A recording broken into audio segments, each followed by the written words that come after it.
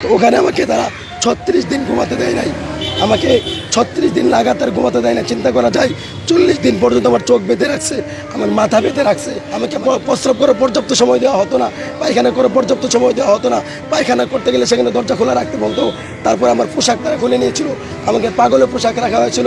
Electric শকের মাধ্যমে, ওখানে আর অনেক লোক আছে, ইলেকট্রিক শকের মাধ্যমে, গরম পানির মাধ্যমে, এরকম লাঠি পিটার মাধ্যমে, হাত প্লাস দিয়ে বা কুড়াই ফেলার মাধ্যমে, সুই ঢুকাই দেওয়ার মাধ্যমে, মানসিকভাবে বিভিন্নভাবে তারা টর্চার করতো। আমি মুফতি মোহাম্মদ শফিকুল ইসলাম, প্রিন্সিপাল মার্কাজুল সুনান মাদ্রাসা পূর্বাচল, ঢাকা। তো আমাকে গত জানুয়ারি 2022 সালের 13 জানুয়ারি রোজ বৃহস্পতিবার রাত 8টা 35 মিনিটে মোহাম্মদপুর কৃষি মার্কেটের সামনে থেকে আমাকে তুলে নিয়ে যায় সাদা পোশাকধারী লোকেরা, ডিবি পরিচয়ে তুলে নিয়ে যায়।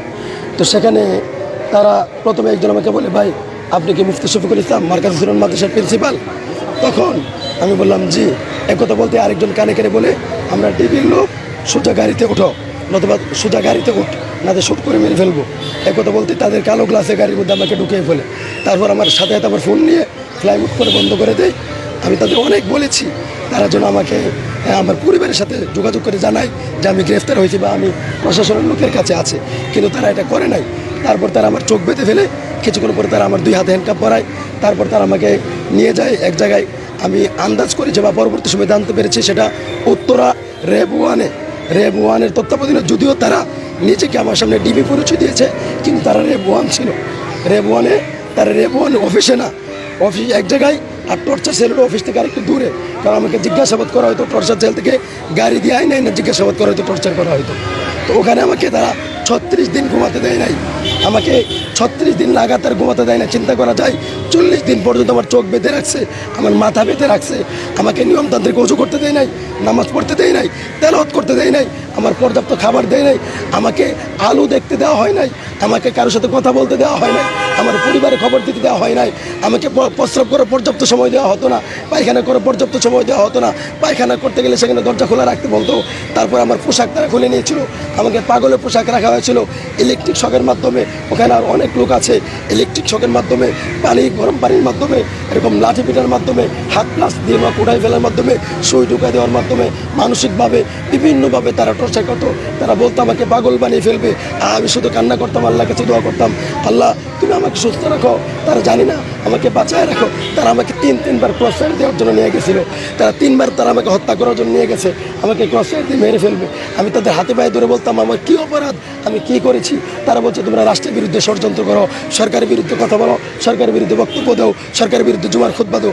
আমি বললাম আমি তো ছোটো মানুষ, আমার তো এত পরিচিতি নাই, আমি এতটা ফেমাসও না, আমার কথা কার কি আসা যায়। আমি আপনাদের এমন কী ক্ষতি করে ফেললাম, আমি তো কারো কোনো ক্ষতি করি নাই। আমি আমার জীবনে কাউকে বকা দেয় নাই, গালি করি নাই, কারো সম্পদ নষ্ট করি নাই, দুর্নীতি করি নাই, মিথ্যাচার করি নাই, কাউকে আঘাত করি নাই, কাউকে হত্যা করি নাই, কোনো ধরনের অপরাধ কারোর সাথে করি না।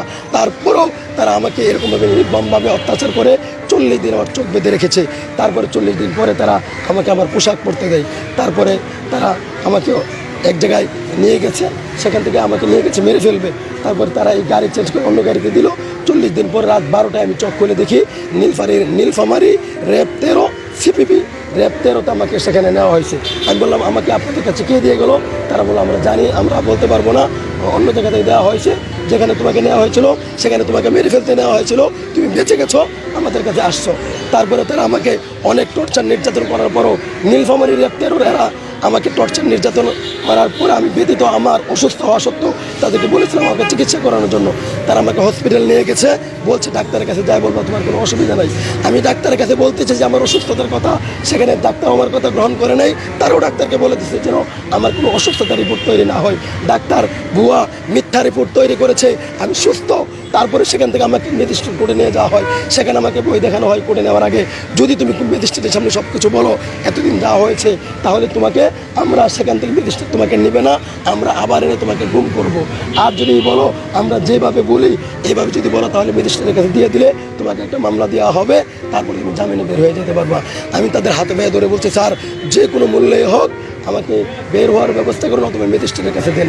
তখন তারা বলে ম্যাজিস্ট্রেটের কাছে যদি যেতে চাও তাহলে তারা কতগুলো কথা বলে দিয়েছে, এগুলো বলতে হবে।